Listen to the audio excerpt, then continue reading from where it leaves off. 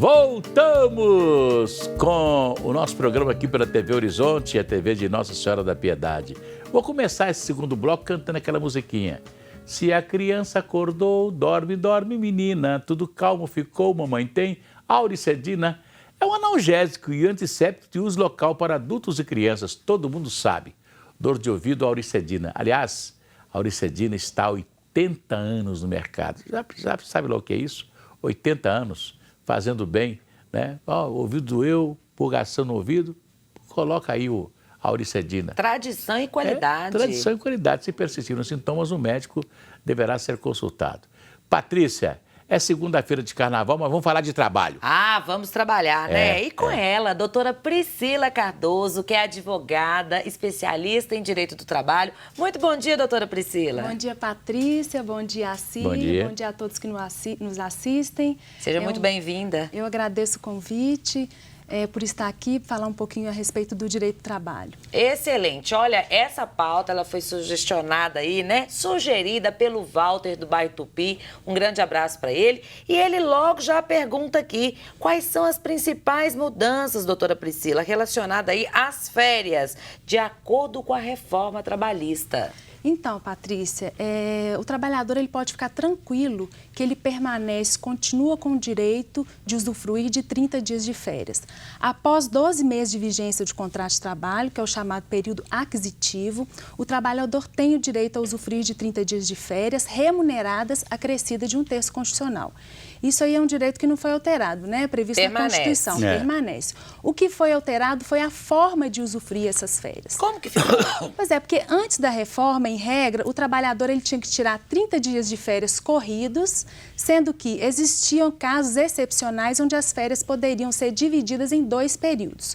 Um deles não poderiam ser inferior a 10 dias corridos. Ah, a pessoa podia tirar 12, 18 dias. Exatamente. Do jeito que a Assi gosta, né, Assi? A Assi não gosta de tirar férias 30 dias direto, não. Aliás, viu? eu nunca tirei. Mas não era a regra, né? Isso eram casos excepcionais. E os menores de 18 anos e maiores de 50 anos eram obrigatórios tirarem as férias em 30 dias corridos. Tinha que ser. Tinha que ser. Eles não poderiam, né, fracionar essas férias. E hoje, com a reforma trabalhista, as férias podem ser fracionadas em 3 períodos, sendo que um deles não pode ser inferior a 10 dias e os outros 2 períodos não podem ser inferior a 5 dias corridos. Ah, sim. Então Mas pode...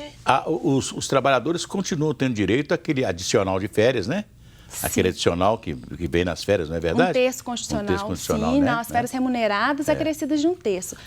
A alteração mesmo vem em relação a esse período de poder fracionar as férias, né? Assim, foi em relação ao fracionamento e agora também os menores de 18 anos e maiores de 50 anos têm a possibilidade também de fracionar. Antes era obrigatório tirar em um período só único, né? Doutora Priscila, tem uma outra coisa que foi acrescentado a esse período de férias, ao período de descanso do trabalhador. Isso. Porque antes, né, tinha a chamada hora extra. Isso. O funcionário trabalhava mais um pouquinho, recebia uma hora extra. Mas as empresas tiveram uma grande oportunidade de não pagar a hora extra. Sim. Porque a hora extra significa também um acréscimo na hora, não só de fazer o pagamento do fundo de garantia, como também na hora que o sujeito vai ser indenizado, vai ser dispensado, essas coisas todas contam, né? Contam, sim. Então inventaram aí a tal de a hora trabalhada a mais, que depois vira um período de descanso. Não, o que acontece? Essas horas trabalhadas, você fala em relação ao pagamento das horas? Não o pagamento das horas, não. Quer dizer, as empresas deixaram de pagar a hora extra para compensar. Para pagar o que nós chamamos hoje, como é que chama? O banco de horas. O banco de horas. As pessoas fazem o banco de horas hoje. Não? Isso, né? Sim. E aí não recebe mais a hora extra, mas tem um banco de horas. As horas são compensadas. Então tem pessoas que têm férias 3, 4 vezes por ano. Mas essa compensação fica assim, essa compensação tem que ser feita dentro do mês, né? Não pode ser feita depois. Tem que ser no mês? Tem que ser no mês. Isso. Isso. Teve uma época que eu trabalhei de 6 da manhã até meia-noite. Aí, de vez em quando, eu sou chamado a atenção. Essa época é agora, viu, gente? Não, era antes, agora. bem antes. Aí, fala assim, Aí chegava perto de mim e falava assim, você não está gravando o programa de você, aquele meu banco de horas lá de trás, que eu trabalhava demais. Agora tem que ser dentro do mesmo mês, então Exatamente. a compensação. Tem que ser a compensação, tem que ser. Tem pergunta aqui do Juliano, muito boa pergunta dele. Ele é do bairro Nova Floresta, obrigada pela sua audiência. Ele está falando sobre o fracionamento de férias. Quem é que vai decidir esse fracionamento? É o empregado ou é o empregador? Então, Patrícia, em relação à decisão de quando vai ser o início das férias, isso aí continua sendo o empregador é que vai decidir o início das férias. Agora, em relação ao fracionamento, é necessário um aval, uma ciência do empregado. Então, hoje, com a reforma trabalhista, a reforma trouxe essa possibilidade de negociar direitos, né? Então, eu sugiro que o trabalhador, ele sente com o empregado e converse qual que vai ser a melhor forma desse fracionamento. Porque a gente sabe Converse, porque a gente sabe que na prática existe uma certa imposição do empregador, né? Então, o importante é que eles conversem para que decidam o melhor fracionamento, a melhor data, para que seja bom tanto para o empregado quanto para o empregador. Só não pode ser menos do que inferior a 10 dias, não pode esse ser, fracionamento. Não pode ser inferior a 14 dias o primeiro período, né? Um período, e os outros 2 inferior a 5. Pois é. Agora, eu acho muito difícil o seguinte, porque o empregador, ele é que determina quando que é o melhor período ali para o empregado se ausentar. Mas aí, vamos supor, o empregado tem uma demanda, ele quer sair ali 12 dias. Aí a empresa, o empregador pode falar, não é muito bacana para mim esse fracionamento. Ela pode se impor, não pode? Pode. O empregado, ele pode sim. É o que eu estou falando, né? Depende do aval do empregado. Ele tem que concordar com o fracionamento. A data de início das férias, quem vai determinar é o empregador. Mas lembrando que não pode ser inferiores a 10 dias, a 14 dias corridos. Porque senão não descansa, né? Não descansa. Se for menos do que 14 dias, pelo menos um período, não tem descanso nenhum, né? Mas isso foi muito bom, porque né, dá a possibilidade. Hoje tem pessoas que têm família, quer tirar as férias, mais de um período escolar com os filhos.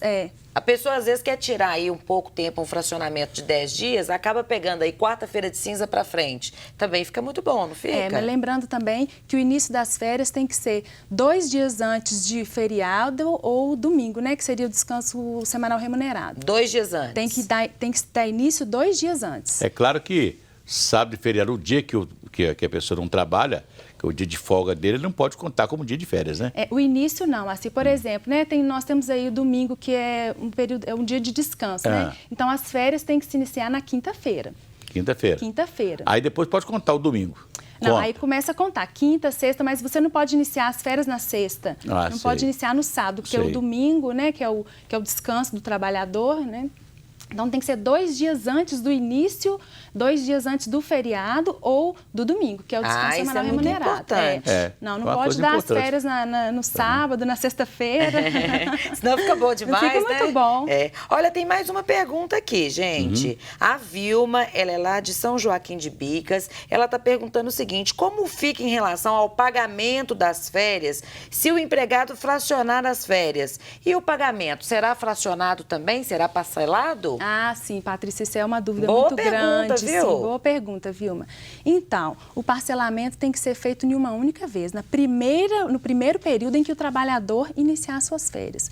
E o pagamento tem que ser 2 dias antes do início das férias. Ou seja, quando o trabalhador sair de férias, o dinheiro já tem que estar no bolso. Tem que estar na conta, viu, Tem que estar gente? na conta. Tem esse negócio de sair de férias e a empresa ainda vai pagar, não. Não, ela vai receber logo no primeiro período. As férias integrais acrescidas de 1/3.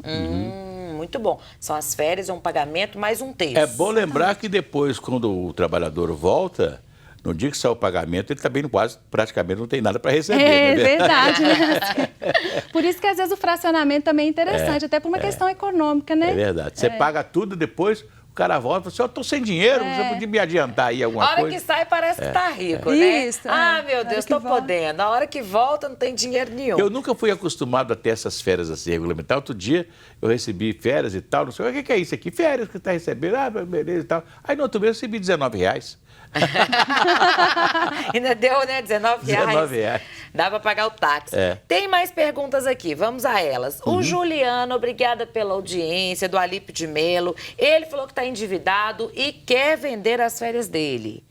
Olha que bacana isso também. Tem essa possibilidade, né? Tem sim, Patrícia. Quantos dias que ele pode vender? 10 dias, né? Que é o chamado, um terço, né? Ele pode converter esse um terço das férias em abono pecuniário, que é o chamado o abono pecuniário, então ele pode vender até 10 dias de férias. Só isso? Só Se a isso. empresa mesmo assim quiser negociar, falar, não, você está precisando de dinheiro, não. Não. A saúde do empregado é o que vale, né? O objetivo é esse, né? É o descanso do empregado. Porque se ele vender todos os dias, como é que vai fazer? Quando ele sai de férias, ele não vai ter direito a... Ele não vai ter... Direitos, ele não vai usufruir do descanso, né? Para retornar ao trabalho. E o objetivo não vai ser alcançado. E aí fica cansado também, fica estressado, a saúde mental fica abalada também. Com certeza, é verdade. Mas aí quando o cara fica, meu Deus do céu, eu vou ficar mais preocupado ainda porque o dinheiro que eu precisava eu não consegui. Tá. Agora tem mais uma pergunta aqui muito interessante, viu? A Cíntia, obrigada, aqui do centro de BH, ela tá falando o seguinte: Patrícia Joe, vamos começar a quaresma. É verdade, quarta-feira agora. E aí ela pergunta o seguinte: os empregos temporários para Páscoa.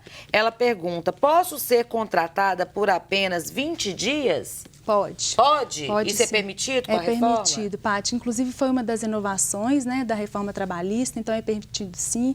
São os contratos temporários, os contratos intermitentes, então é permitido sim. E aí pode ser tanto um contrato de trabalho, onde que ela vai trabalhar o dia todo, ou pode ser também, tipo, 4 horas de serviço? Por horas de trabalho, exatamente. Vai ser contratada pelas horas de trabalho, né? Isso Tantas é muito horas. bom. Até mesmo hoje também, né? Tem pessoas que são contratadas que não trabalham às 8 horas, trabalham 2, 3 horas por dia. Isso. E é contratado, recebe carteira assinada e etc. por 3 horas por dia. É o trabalho sob o regime de tempo parcial, né? Assim, Vamos a mais perguntas. A Luísa de Contagem, um grande abraço para ela.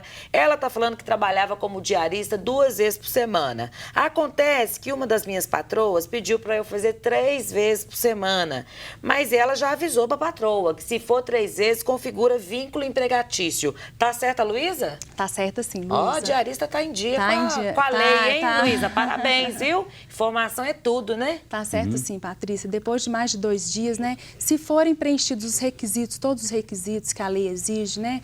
Que é a subordinação, a habitualidade, ela pode sim ser seu direito reconhecido, né? Para ter a sua carteira assinada e ter todos os direitos trabalhistas reconhecidos. Tem muita gente na informalidade, né, doutora Priscila? Tem muitos. gente que vai deixando para lá, acha que é só pagar o INSS, esquece de recolher e fica... Porque a diarista, ela ganha muito mais, às vezes, do que uma empregada doméstica. É verdade. Hoje, quanto que é que um mínimo de R$150 a faxina, uma diarista, né? Então, se uma diarista trabalha, presta bem atenção, segunda, terça, quarta, quinta, sexta, sábado. 6 dias. São 6 dias, né? Só aí 600, 6 vezes 5, 6 vezes 5, 35, né? Né? 6 vezes 5, 30, né? Então, ela ganha R$900 por semana. Por semana. Né? Que é muito mais, praticamente um salário mínimo. 45. Então, ela vai ganhar quase R$4.000 por mês, não é verdade? Como diarista. É muito mais fácil ela ser diarista, pagar o INSS dela como diarista, como, né? Autônoma, né? Verdade. E porque ela vai ganhar muito mais. Né? Mas o problema é a disciplina em recolher também, né? Porque vai deixando. E acaba que não recolhe, Tem mais perguntas, vamos a elas? Olha... Então, é que agora com o Geraldo, ele está desempregado e ele fala o seguinte, que tem mais de 2 anos que ele saiu do emprego, mas hoje ele percebe que ele podia entrar na justiça. Ele pergunta, ainda posso entrar? Saí do emprego em 2018, mas ele não fala qual que é o mês. Então, Patrícia, a prescrição para você ajuizar uma ação trabalhista para requerer os seus direitos são de 2 anos a partir do dia da demissão. Então, passados 2 anos, o trabalhador não tem mais, infelizmente, é a prescrição bienal. O trabalhador não tem mais condições de ajuizar a ação reclamando seus direitos. O direito não socorre quem dorme, né, doutora? Não, é verdade. Tem que correr atrás. Tem que correr atrás, exatamente. E durante esses 2 anos que ele foi mandado embora, vamos supor uma outra pessoa, foi mandada embora tem 1 ano só.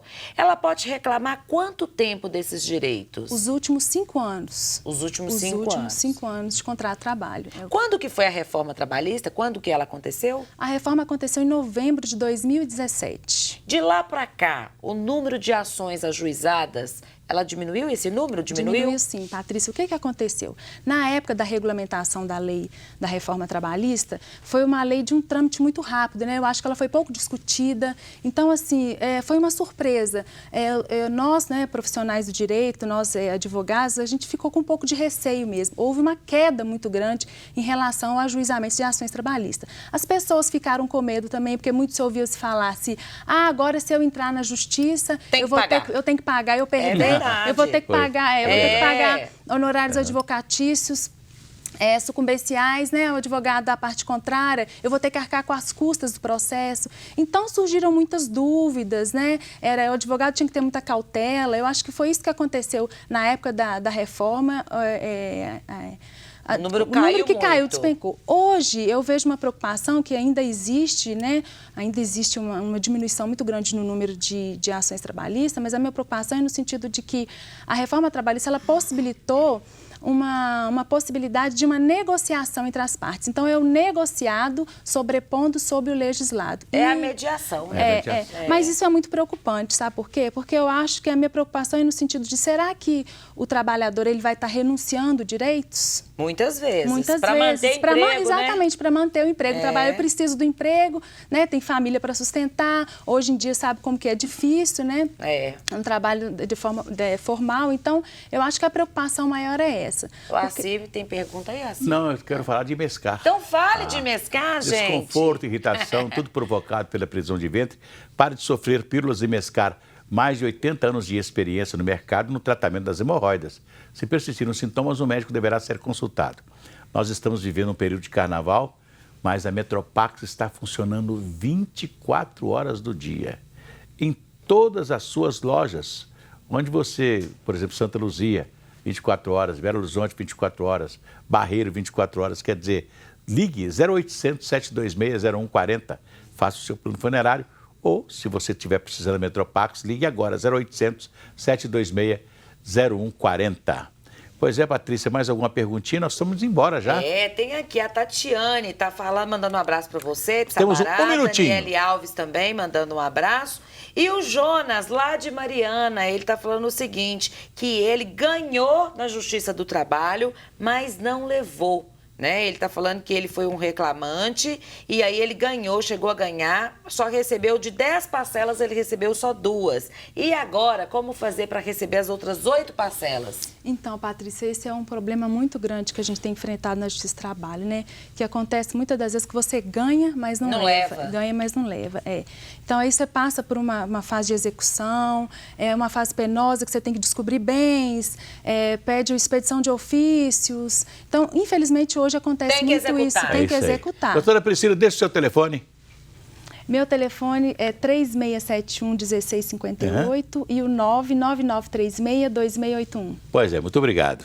Gente, final de mais um programa. Amanhã tem mais. Patrícia, um abraço. Vamos embora? Gratidão e alegria. Até amanhã. Obrigada pela audiência. Até amanhã.